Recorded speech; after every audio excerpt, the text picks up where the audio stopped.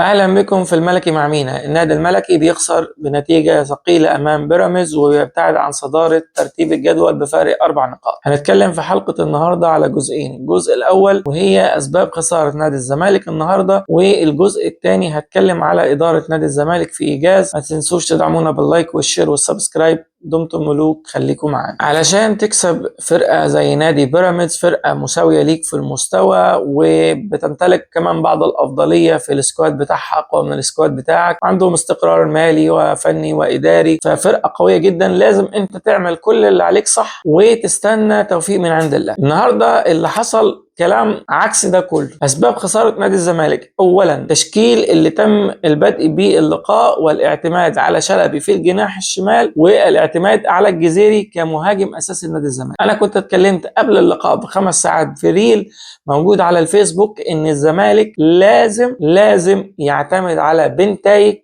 في خطوة جريئة في مركز الجناح الشمال، لأن بنتايك بيضم جوه منطقة الجزاء وبيشوط بشكل كويس جدا وبيلعب كمان بالهيد كويس جدا، وحتى لو هو على الطرف يقدر هو بيجي يلعب لك كرة عرضية فيشغل لك منطقة الجزاء بشكل كويس جدا. نروح للنقطة الثانية وهي الاعتماد على الجزيري لاعب مفلس كرويا، لاعب كان المفروض نادي الزمالك ما يجددش معاه، لاعب كان المفروض نادي الزمالك يتخلص منه، وخصوصا ان فاضل كان في عقده 6 شهور. احنا رحنا عملنا عكس الكلام ده تماما ورحنا جددنا للاعب اعتقد لمدة 2 أو 2.5 سنين. فاحنا اللاعب بقى على ظهرنا لاعب محترف ومفلس كرويا ملوش اي تأثير في الملعب، ولاعب بياخد بالدولار وعبء كبير على نادي الزمالك بدون ما تاخد منه اي استفادة. الافضل النهاردة زي ما انا قلت برضو في الريل ان الزمالك لازم كان يلعب بناصر منسي. ليه ناصر منسي؟ ناصر منسي بيلعب بالهيد كويس، فالكرة اللي هتجيله سواء من بنتايك او سواء من زيزو هيستغلها بشكل كويس جدا. لاعب فايتر وقوي يقدر يضغط بشكل كويس على الجون ويقدر يضغط بشكل كويس جدا على المساكين، وده اللي حصل بعد ما نزل، انه اربك شريف اكرامي بشكل كبير، ضغط عليه، ضيع كذا كرة، طلعها اوت، كان عامل صداع للمدافعين. فانت المفروض اول حاجة تبتدي التشكيل بشكل صحيح. الزمالك بسم الله كده اول حاجة التشكيل غلط، التشكيل فيه 2 لعيبة موتوا لك الفرقة وضيعوا مجهود باقي الفرقة. النقطة الثانية، وانت بتلاعب فرقة اقوى منك المفروض الاسكواد بتاعك كله يعمل اللي عليه وزيادة. احنا شفنا النهاردة بخلاف طبعا التشكيلات والاثنين اللعيبه اللي احنا بنقول المفروض ما كانوش بدأوا، عندنا لاعب مهم جدا زي زيزو ما عملش اي حاجه النهارده. يعني انا لما اجي اقول ايه اللقطات المهمه اللي عملها زيزو في اللقاء ما تتلاقاش حاجه، بالعكس تلاقي سلبيات. يعني الزمالك زيزو رفع كذا كره عرضيه ولا واحده مهمه. في كوره لعبها لعمر جابر في الشوط الاول فعمر جابر رجعها له فراح لعبها اي كلام، حتى زمايله قالوا له يعني العبها، يعني انت ليه ما لعبتش من مره واحده، او ليه ما من اول ما جات لك تاني مره ما لعبتهاش على طول. كمان زيزو في الكرة بتاعت الجون الثاني اللي هي بتاعت محمد شحاتة، هو جاء قرب من محمد شحاتة لدرجة ان تقريبا بقى فرق ما بينهم 2 متر، فلما شحاتة لعب الكرة كان طبعا زيزو قرب بزيادة فاتقطعت الكرة وراحت ردت فينا، ولا شحاتة عمل فاول تكتيكي ولا زيزو لحق يعمل فاول تكتيكي وشلنا الجون الثاني. فالجون الثاني على الرغم ان شحاتة هو اللي لعب الكرة غلط، لكن انا شايف ان زيزو غلط برضه في الكرة دي.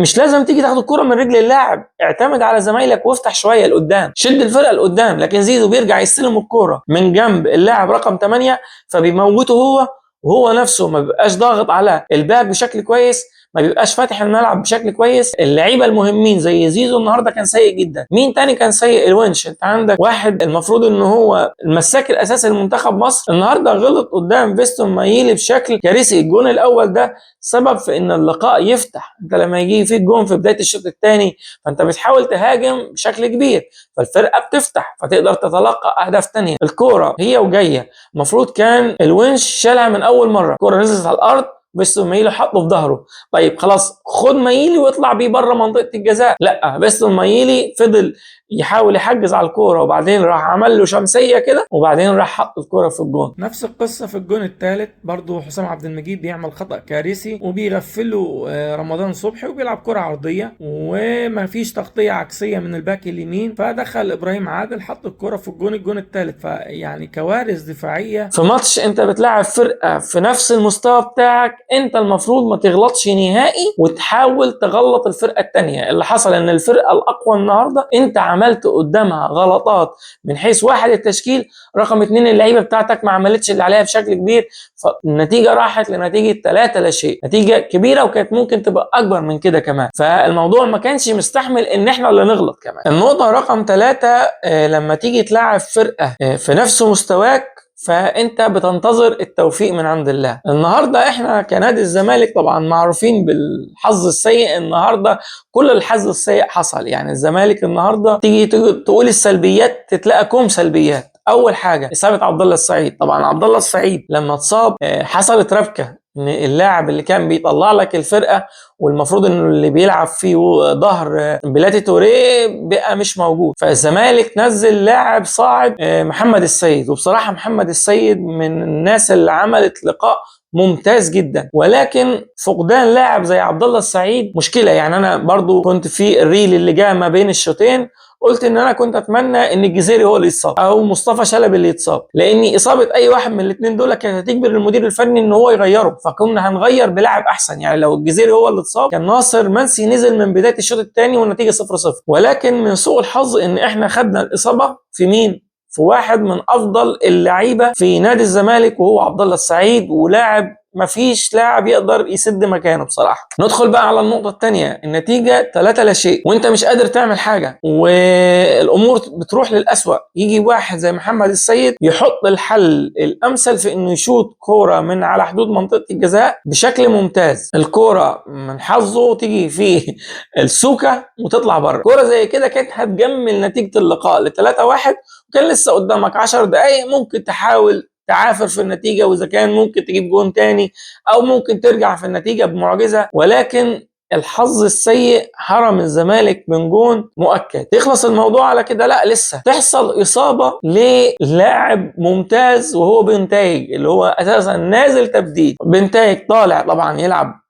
بجرينتا وبروح على كوره عشان ما توصلش لفيستون مايلي وما يعملش جون رابع عليك، فترك تقص ينزل على رقبته. الاصابات ليه بتيجي للعيبه الاقوياء واللعيبه الممتازين واللعيبه المميزين؟ لان هم بيلعبوا بقلبهم. يعني واحد زي شلبي لو الكوره دي هي اللي هيلعب عليها بالهيد ما كانش طلع وما كانش لعب بالهيد وما كانش عمل حاجه، وكان فيستون مايلي جاب جون وكان شلبي ان شاء الله هيلعب اساسا المره الجايه وعادي خالص يعني. لكن اللعيبه الفايتر والقويه هي اللي بتلتحم وهي اللي بتروح، علشان كده الرجاله هي اللي بتقع. ولعيبه زي الجزيري وزي شلبي هيفضلوا يلعبوا لمده 2-3 وما تحصل لهمش اي اصابه وما يحصل لهمش اي حاجه، لان هم ما بيعملوش حاجه، ما بيكافحوش في حاجه.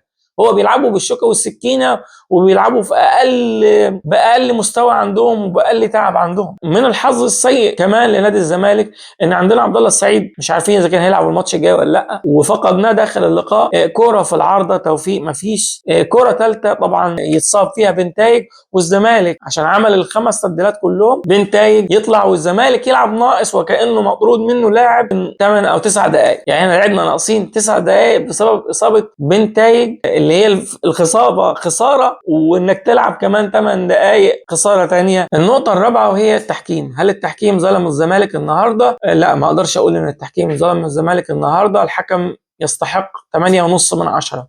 الحكم في كوره واحده بس هو اللي اخطا فيها، الكوره بتاعه اشتراك مايلي مع بنتايج. الكوره دي كان لازم الحكم يطرد فيها مايلي، لان مايلي لعب على جسم بنتايج بتهور كبير. بنتايج كان في الهواء وكان تقريبا لمس الكوره وهو دخل في وسطه، سبب له عدم توازن ونزل على دماغه. والوقوع بالشكل ده او الدخله المتهوره في الكوره بالطريقه دي ممكن تسبب اصابه للاعب واصابه خطيره، وده اللي حصل مع بنتايج النهارده. فانا كنت شايف ان الكوره دي كانت تستحق الطرد المباشر على مايلي نظرا للتهور الكبير في دخوله على بنتايج وانه سبب له اصابه بالشكل ده. على اقل تقدير كان لازم ياخد فيها انذار، ولكن غير كده ما فيش اي حاجه تانية. كل الكور اللي كان جزيري بيحاول ياخد منها ضربة جزاء هي التحامات طبيعية على الكورة، لا ترتقي ان تتحسب اي واحدة فيهم ضربة جزاء. بالنسبة للكورة بتاعة الونش، الكورة بتاعة الونش مستحيل تتحسب ضربة جزاء، لان الكوره طالعه من الهيد بتاعت حسام عبد المجيد خبطت فيه، ومفيش عنصر ان الونش قاصد انه يلمس الكوره بايده، والمسافه ما بين الهيد بتاع حسام عبد المجيد والونش كانت قريبه جدا، فما فيش تعمد انه يلمس الكوره. الحاله الوحيده اللي كانت الكوره اتحسبت فيها ضربه جزاء لو الكوره طالعه بالهيد من مهاجم بيراميدز، كانت هتبقى رايحه ناحيه الجون والونش مكبر مساحه جسمه ولمس الكوره بايده، هنا كان الحكم هيحسب ضربه جزاء. ولكن في قانون الكوره لو الكوره طالعه من الهيد بتاع زميلك وخبطت فيك بدون قصد والمسافه قريبه، الكوره دي ما بتتحسبش ضربه جزاء. علشان كده كان قرار الحكم صحيح بعدم احتساب ضربه جزاء على نادي الزمالك، وكان قراره صحيح في كل الكور اللي كان نادي الزمالك بيحاول ياخد فيها ضربات جزاء، لان كلها احتكاكات طبيعيه. الحكم بصراحه النهارده باستثناء كوره مايلي عمل ماتش ممتاز جدا. هارد لك لنادي الزمالك النهارده، بعدنا ب4 نقاط عن الصداره، ولكن لسه الدوري في الملعب ولازم نعمل كل اللي علينا وكل الاطراف تتكاتف كده عشان نادي الزمالك يرجع بسرعه ويبقى على التراك الصحيح. عندنا ماتش مهم جدا مع النادي الاهلي، هيبقى ماتش فاصل. لو انت قدرت تغلب الاهلي فهيبقى ليك حظوظ في البطوله، ولكن لو الزمالك اتغلب من النادي الاهلي الماتش اللي هو اللي جاي ما بينهم، دي هتبقى كارثه كبيره والزمالك هيبعد كتير جدا عن الدوري. هيبقى في فرق ما بينه وما بين بيراميدز 7 نقط وما بينه وما بين النادي الاهلي 6 نقط. فالنقطه دي جوهريه، لازم الزمالك يلعب على الفوز قدام الاهلي في الماتش اللي جاي. معرفش ازاي بس لازم ده اللي يحصل، ولازم الكل يتكاتف عشان تتحل المشاكل بتاعت نادي الزمالك. اجي لتقييم الاداره استلمت تركه كبيره جدا من المجلس السابق، غرامات للعيبه ومدربين سابقين ووقف قيد والكلام ده كله. الاداره حاولت تشتغل على الملفين دول بشكل كويس وانهتهم تقريبا، ولكن كان في حسنه واحده سايبها المجلس السابق، انه سايب القضيه بتاعه كهرباء شغاله بشكل كويس، وانت عندك حكم شبه نهائي او حكم نهائي بان كهرباء يسدد ال 2 مليون و400 الف دولار او 2 مليون ونص. انت جيت حليت المشكله الوحيده للنادي الاهلي لما عرض عليك المبلغ بالجنيه. انا مش عارف كابتن حسين لبيب تعاون ليه مع اداره الخطيب في ان المبلغ ده يدفع بالجنيه المصري. انت اتضحك عليك في انك انت تاخد المبلغ بالجنيه ويحصل بعدها بيومين 3 تعويض. غير كده كان في مشكله شاغله بال النادي الاهلي واللاعب، فلا مخليه اللاعب مركز ولا مخليه الاداره بتفكر في صفقات. هي مش عارفه تحل المشكله اللي عندها في انها هي تدفع فلوس لكهرباء عشان تحل له مشكلته.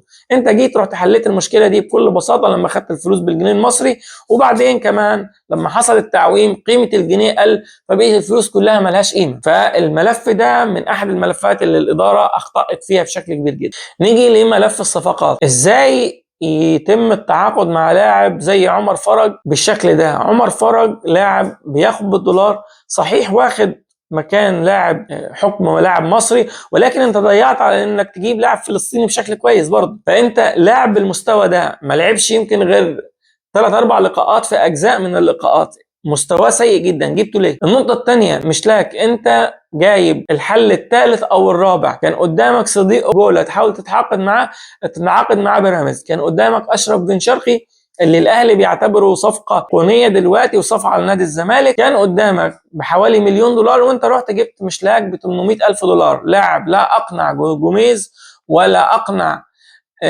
جروس، والنهارده طلعوا بره المعسكر بالكامل، وكان الفرق ما بين اللاعبين 200 الف دولار. كلام كتير عن وجود سمسره كبيره بتحصل في نادي الزمالك من احد اعضاء مجلس الاداره. الموضوع ده لا يحتمل غلط 1% بعد كده. يعني كل الصفقات اللي جايه قدام نادي الزمالك لازم يتم التعامل معاها بشكل سليم. تختار لعيبه على الفرازه، اختيار اللعيب النص نص ده ملوش لازمه لان عندك سكواد كويس. يعني محمد السيد النهارده لو انت جبت اي لاعب في خط الوسط في اللعيبه اللي بتلعب جوه مصر، محمد السيد احسن لاعب فيهم. يعني بصراحه محمد السيد من الناشئين ولكن لاعب ممتاز. فانت لازم تجيب لاعب اضافه، لكن لاعب على ما تفرج ما ينفعش. تاني حاجه لازم تجدد حاليا مع بنتايج قبل ما يتخطف. بنتايج اولويه قصوى، لاعب ممتاز لازم تخلص معاه.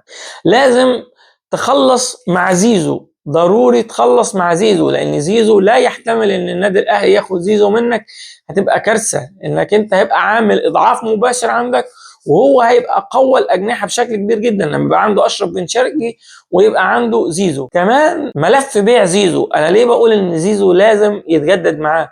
زيزو لازم يتجدد معاه عشان تقدر تستفيد بيه لنهايه الموسم، دي رقم واحد. رقم اتنين، زيزو لو جات له بيعه كويسه ب 6-7 مليون دولار زي اللي كان معروض على الزمالك من سنتين، لازم يتباع، لان وجود زيزو في الملعب قيمته لا تساوي ال 5 مليون دولار او 6 مليون دولار اللي كانوا معروضين قبل كده.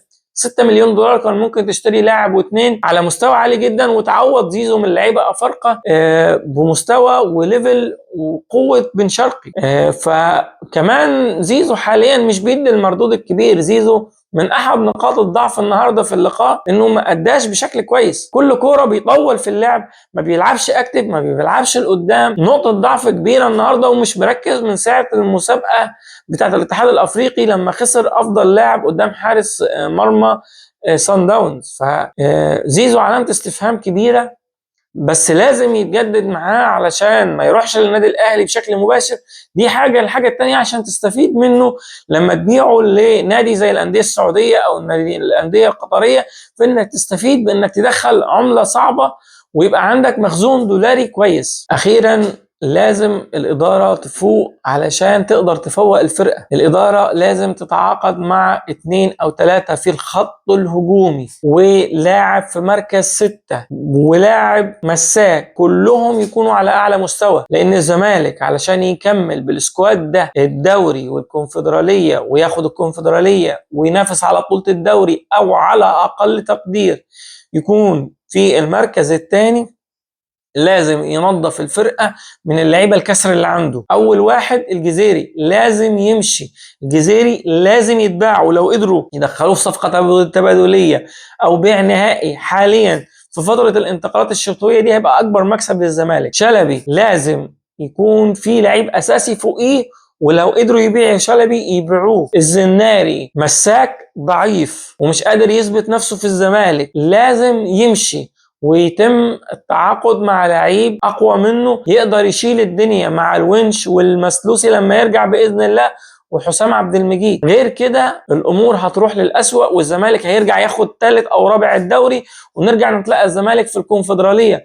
والكونفدراليه السنه دي عندك كذا فريق قوي، فلو ما دعمتش صفوفك بشكل كويس هتخسر كمان الكونفدراليه، وهتخسر الصوره اللي عملتها بشكل كويس السنه اللي فاتت. الكام نقطه دول لو الاداره قدرت تعملهم هتعدي بالزمالك لبر الامان، والزمالك باذن الله هيقدر ينافس على الدوري بشكل كويس ويقدر يفوز بالكونفدراليه. اتمنى ان اداره نادي الزمالك تفوق، وان شاء الله القادم افضل لنادي الزمالك. ما تنسوش تدعمونا باللايك والشير والسبسكرايب. دمتم ملوك. شكرا جزيلا.